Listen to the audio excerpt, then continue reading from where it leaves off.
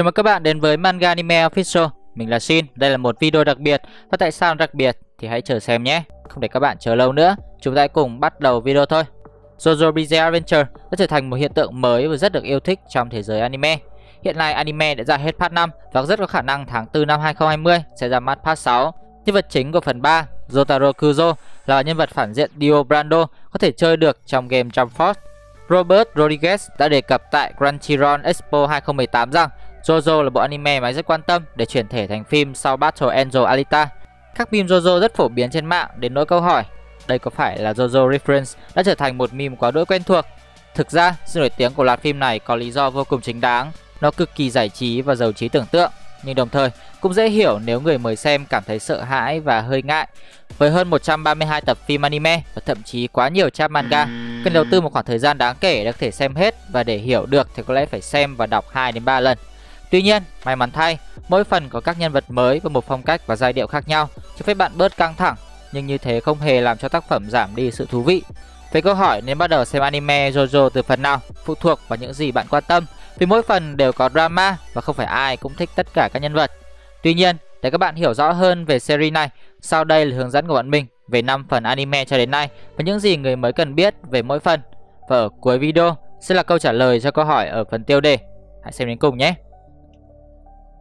Nếu bạn muốn có một trải nghiệm JoJo đầy đủ, hãy bắt đầu từ phần này, nhưng cũng nên lưu ý một chút nhé. Phần 1 của JoJo's Bizarre Adventure, Phantom Blood chỉ dài 9 tập nhưng chắc chắn vẫn có sức hấp dẫn của riêng nó. Dio Brando là một nhân vật phản diện kinh điển. Hắn rất xấu xa, ngay trong tập đầu tiên hắn đã đá một chú chó, và kẻ đá chó thì không thể nào là người tốt được. Và đương nhiên kể từ đó, hắn ngày càng trở nên xấu xa và bẩn tính hơn.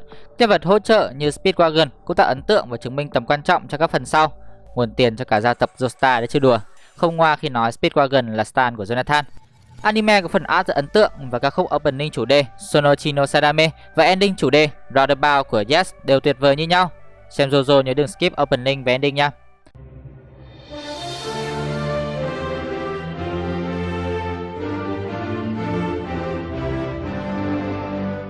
Điều thú vị của Phantom Blood là trong khi nó chắc chắn có những yếu tố kỳ quái, tức bizarre, nó thực tế không quá sáng tạo như những phần sau.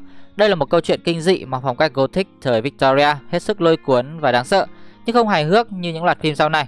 Jonathan Joestar là một nhân vật chính khá nhạt nhẽo, và trong khi phần hành động của Pat khá thú vị và được hướng đến những drama, các chiến đấu của phần 1 là sóng gợn sau này cũng bị bỏ rơi, không còn được sử dụng từ phần 4 và chỉ được sử dụng rất ít trong phần 3. Phần 1 rất đáng xem nhưng cũng có thể là phần dễ bỏ qua nhất. Tuy nhiên, theo mình thì đừng nên bỏ qua bất cứ phần nào cả. JoJo's Bizarre Adventure phần 2, Battle Tendency, chiếm 17 tập còn lại của phần đầu tiên của anime. Cũng bởi vì các bạn thường bỏ qua phần Phantom Blood nên Battle Tendency đôi khi cũng bị bỏ qua. Có lẽ là do sức mạnh chủ đạo trong phần này cũng chính là sóng gợn giống như phần 1, và trong các phần sau rất ít khi xuất hiện đến mức biến mất. Tuy nhiên, nếu bạn là người yêu thích những anime phiêu lưu hành động với những màn hack não qua lại lẫn nhau thì hãy xem phần 2 đi, nó thực sự rất hay. Nhớ xem phần 1 trước để dễ hiểu hơn nhé.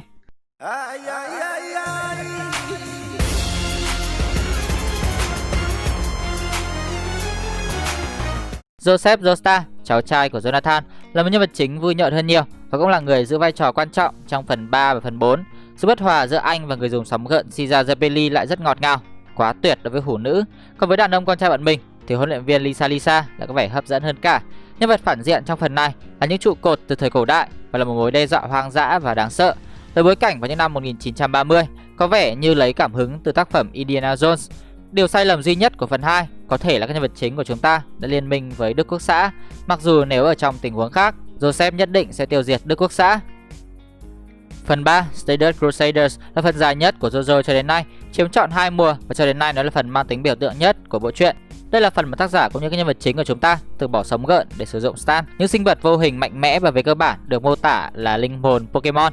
Đây cũng là phần mà bộ phim phát triển thành một bản hòa tấu. Jotaro Kujo là một nhân vật chính khác hẳn với những JoJo trước đây, nhưng anh cân bằng tuyệt đối bởi những người bạn đồng hành của mình, 4 người và một chú chó. Dĩ nhiên có cả Stan luôn, bạn không nghe nhầm đâu, Iki cũng có Stan.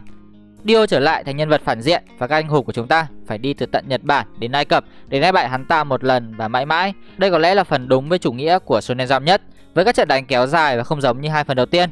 Ngoài ra, hãy xem anime được lồng bằng tiếng Nhật, vì đây là phần mà các bản dịch tiếng Anh thực sự bắt đầu thay đổi tên đáng kể để tránh các vụ kiện thương hiệu từ nhân vật nghệ sĩ khác nhau được đặt tên cho. Chủ yếu là tên của các stan từ phần này cho đến mãi về sau.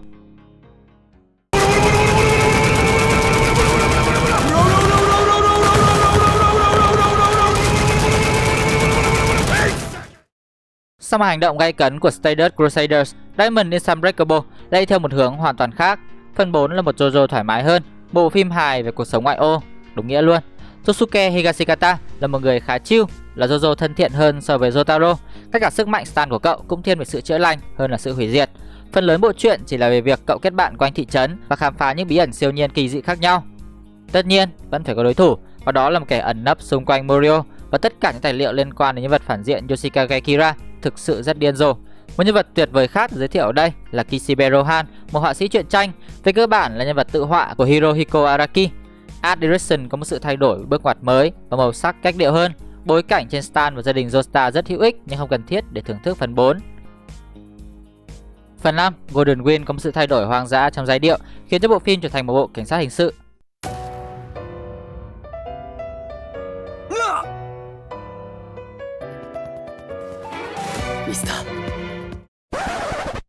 Nhầm, xã hội đen hơn. Anh đánh mày 3 loại. Anh đánh 3 cái để mày hiểu. Mày sai. Sai như thế nào biết chưa? Biết chưa? Làm nữa. Cho đến nay, nó đã nhận không ít lời khen ngợi, xử lý sự phát triển nhân vật nặng nề hơn trong khi vẫn làm tăng sự điên rồ trong thương hiệu của JoJo. Tuy nhiên, Golden Wind không dành cho người mới. Đây có thể là phần mà việc xem Phantom Blood trước đó là hữu ích nhất, vì nguồn gốc của Jono Giovanna nằm trong cơ thể kỳ lạ giữa Jonathan và Dio.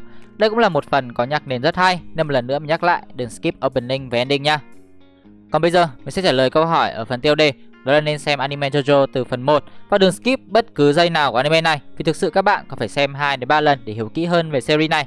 Và nếu như các bạn không muốn xem từ 2 đến 3 lần thì đừng lo, hãy subscribe cho Manga Anime Official để xem những video thông tin về JoJo nhé.